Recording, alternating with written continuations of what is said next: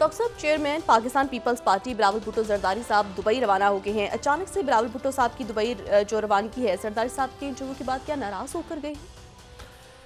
देखिए, नाराज तो मतलब मैं ये कहूँगा सिर्फ कि ये गुड कॉप बैड कॉप नहीं है। सही। और बिलावल भुट्टो जरदारी साहब जो हैं उनके तहफ़्फ़ुज़ात कल की गुफ्तगू पे हैं। और ये भी पीपल्स पार्टी के कुछ रहनुमा जो हैं उनकी कोशिश भी थी कि ना करें, कल ये इंटरव्यू ना दिया जाए।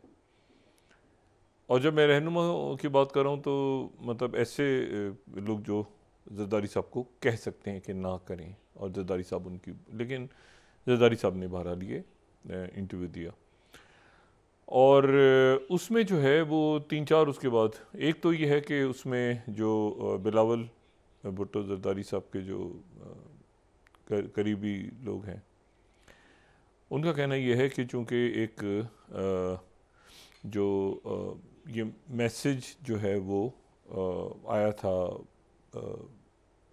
जरदारी साहब को कहीं से कि जी आप ये जो इलेक्शंस को मुतनाज़ बनाने का मामला चल रहा है, इसके ऊपर आप बिल्कुल, ये जरदारी साहब ने चंद रोज़ पहले भी बयान दिया था। और उसके बाद ये था कि वो शायद बिलावल जो है वो रुक जाएंगे, लेकिन बिलावल उसके बाद नहीं रुके और जरदारी साहब को ये बात आके कहनी पड़ी। तो 3-4 बातें जरदारी साहब ने ऐसी कहीं जिसके ऊपर बिलावल जो है वो उन्होंने वो चले गए दुबई, नाराज़ भी हुए। और उसके बाद ये है कि वो जरदारी साहब भी शायद दुबई चले गए। सही। एक बात जिसके ऊपर ज़्यादा बिलावल भुट्टो जरदारी साहब को मामला हुआ कि वो एक शख्सियत जिनको जरदारी साहब का मेरा बेटा है, वो शख्सियत में इंटरव्यू के दौरान भी मौजूद थे, तो इसलिए जरदारी साहब बिलावल को ये बात ज़्यादा डिस्टर्ब, ये बताई गई बात, अब वो थे या नहीं थे मैं नहीं जानता, लेकिन बिलावल साहब को बताया गया। सही। दूसरी दूसरी बात यह है कि ये जरदारी साहब जो हैं उन्होंने कई दफ़ा ये बात की है कि मैं अपनी ज़िंदगी में चाहता हूँ कि बिलावल भुट्टो जरदारी साहब को वज़ीर आज़म देखूँ। अच्छा, ये जो बात है ना, यंग और बाबा और छोटा और बड़ा और ये बाबा, इसमें एक तरह से जान है भी, दम खम है भी। आप दुनिया की लीडरशिप देखें तो आपको बड़ी मतलब है कि अमेरिका में क्राइसिस है कि जी बाइडेन की एज के ऊपर एक बहुत बड़ा इशू चल रहा है, और मुल्कों के अंदर भी लीडरशिप क्राइसिस है। लेकिन उसमें यह है कि जो यंगस्टर्स भी उभर के सामने आ रहे हैं। बरतानिया में अगर आप देखें तो ऋषि सुनाक जो है वो एक कम उम्र है, और यूरोप के कई मुल्कों में तो ये जो है, और अरब ममालिक के अंदर भी जो नई जनरेशन आ रही है, सऊदी अरेबिया में या यूएई में या कतर में, तो वो इंतहाई फ़ाल भी है और एक पूरा एक ग्लोबल उनका व्यू भी है। तो और दूसरी बात यह है कि जो एक मुसलसल एक बात की गई जब बिलावल भुट्टो जरदारी साहब को वज़ीर ख़ारजा बनाया गया, और जाहिर है कि जरदारी साहब ने ही कहा कि वज़ीर ख़ारजा बनो, तो उस वक्त ये बात मुसलसल की गई कि जी जुल्फ़िकार अली भुट्टो साहब भी तो पहले देखें वज़ीर ख़ारजा बने और फिर वज़ीर आज़म बन गए, तो बिलावल जो है वो अपने नाना की तरह आगे बढ़ेंगे। अच्छा, जुल्फ़िकार अली भुट्टो साहब भी कोई बहुत उनकी उम्र नहीं थी जब वो वज़ीर ख़ारजा बने हैं, मतलब वो भी कोई, अब मुझे नहीं पता कि बाबा की क्या या जो बाबों की क्या वो लिमिट, एज लिमिट क्या है, हमारे मुल्क में चले जाएं तो वो इसके ऊपर बड़ी बहस चलती है। लेकिन ये है कि ये इसी तरह से बेनज़ीर भुट्टो साहबा जो हैं वो जो वज़ीर आज़म बनी थी तो वो बहुत कम उम्र में बन गई थी। और नवाज़ शरीफ साहब जो हैं, जो अब चौथी दफ़ा वज़ीर आज़म बनने जा रहे हैं, तय हो चुका है तकरीबन, बस एक रस्म सी बाकी है जो नवाज़ शरीफ साहब के मतलब है कि तैयारी है सारी। तो ये मुस्लिम लीग के ज़राए का कहना है। तो वो जो है नवाज़ शरीफ साहब जो हैं वो आज से, आपको पता है नवाज़ शरीफ साहब वज़ीर आज़म कब बने थे? नवाज़ शरीफ साहब चौथी दफ़ा वज़ीर आज़म बनने जा रहे हैं। नवाज़ शरीफ साहब आज से 33 साल पहले वजीर आजम बने थे, 33 ईयर्स बैक। नवाज शरीफ साहब 1990 में पहली दफ़ा वज़ीर आज़म बने से, और अगली दफ़ा जो वज़ीर आज़म बनेंगे तो 2024 का साल होगा जी। तो अब ये जो है, और वो जो वज़ीर आला बने थे तो वो 1985 में बने थे। तो यानी आप ये समझें कि अगर इक़्तिदार की बात करें तो वो जो वज़ीर आज़म होंगे और उनका वज़ारत उज़्मा का दूसरा साल चल रहा होगा तो वो उनको 40 बरस हो चुके होंगे सियासत में बतौर वज़ीर आला या वज़ीर आज़म। अच्छा, अब इशू ये है, तो बिलावल ये हुआ इसमें जो मैंने पहले भी इसमें नशिश में गुफ्तगू कर चुका हूँ कि वो कहते हैं ना कि तालाब में पत्थर जो फेंका है ना, वो फेंका मरीम नवाज़ साहिबा ने।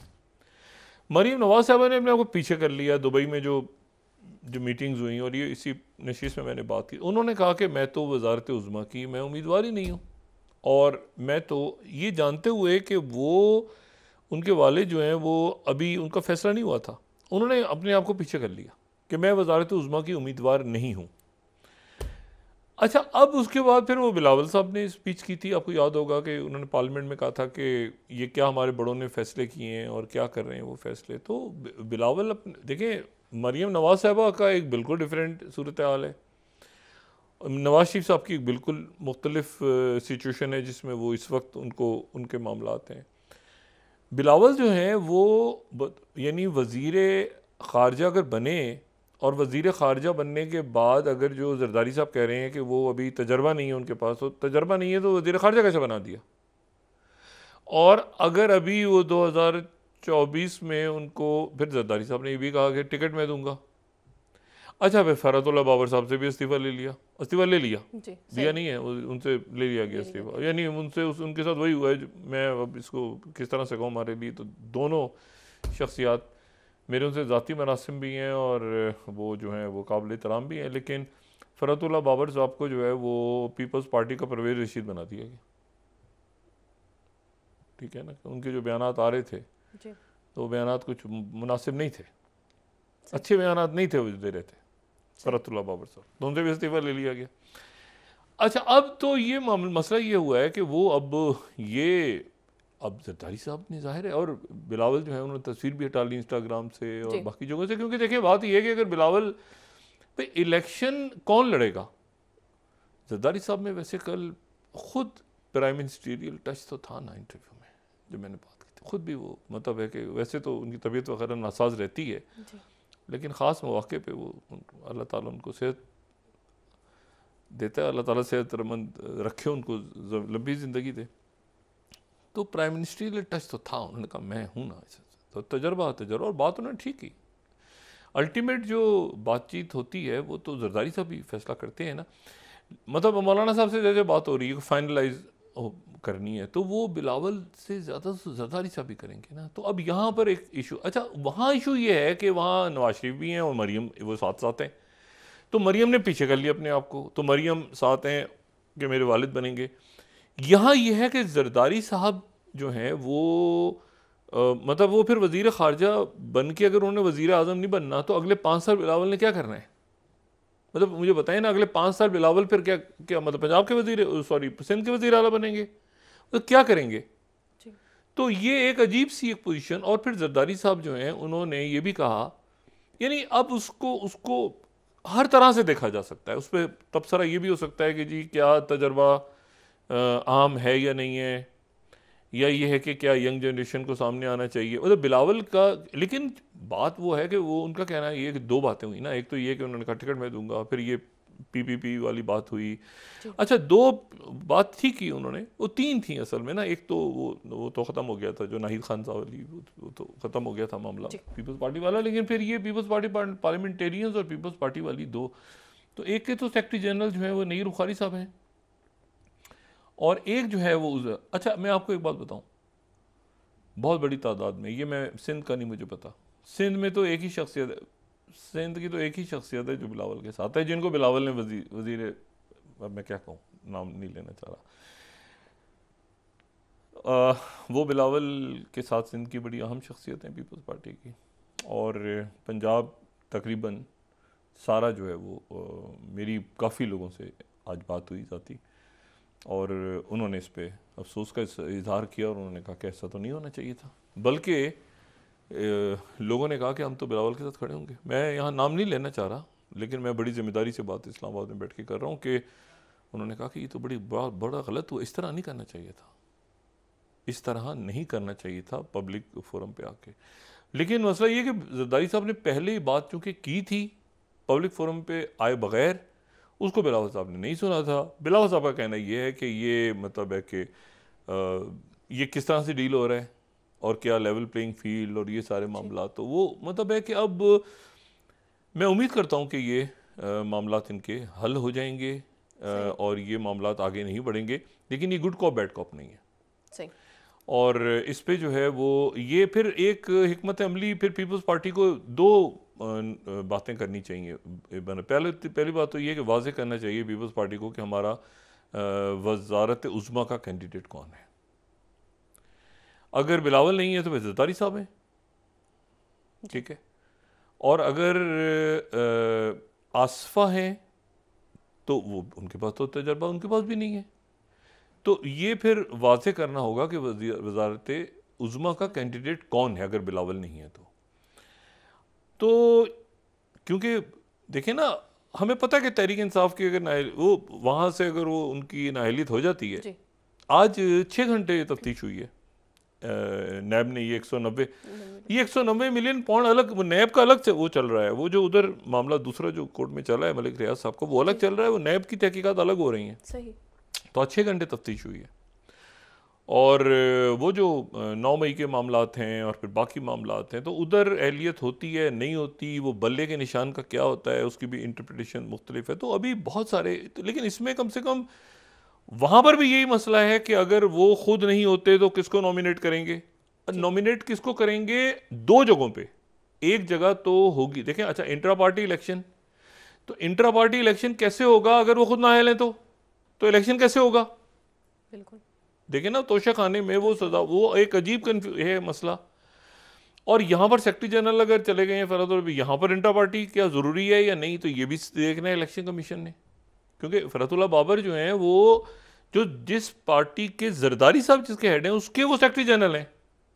सही। तो तो अब ये एक मेरा ख्याल है कि अब इसको देखते हैं, हो जाएगा ठीक इंशाल्लाह, ये ठीक हो जाएगा। आने वाले अभी तो है ना काफ़ी दिन बाकी हैं, कोई मेरे ख्याल से हैं अभी 1.5 पौने 2 महीने हैं शायद, हाँ। तो देखते हैं उस वक्त तक ये मामला हल हो जाएंगे और इनको हल कर लेनी चाहिए सबको। लेकिन ये है कि ये बात बहरहाल, और ये उस वक्त से चल रही थी बात जब ये मैंने इस प्रोग्राम में बात की थी कि दुबई के अंदर ये मामला हुआ है कि मरीम नवाज साहबा खुद को अलग कर रही पीछे, तो मरीम नवाज साहबा ने अलग करके ना वो सारा वो जो चेस बोर्ड बना हुआ था ना उसको हिला दिया है। तो उसके नतीजे में जो है वो वहाँ पे एक क्योंकि बिलावल तो मतलब है कि अच्छा वहाँ किसी भी मामले वक्त ये नहीं कहा गया कि मरीम वज़ीर आज़म होंगी, यहाँ जो अनाउंसमेंट हो गई ना तो यहाँ ये मसला पड़ा है, ठीक है। और जरदारी साहब ने कहा कि मैं अपनी ज़िंदगी में चाहता हूँ और ये सारे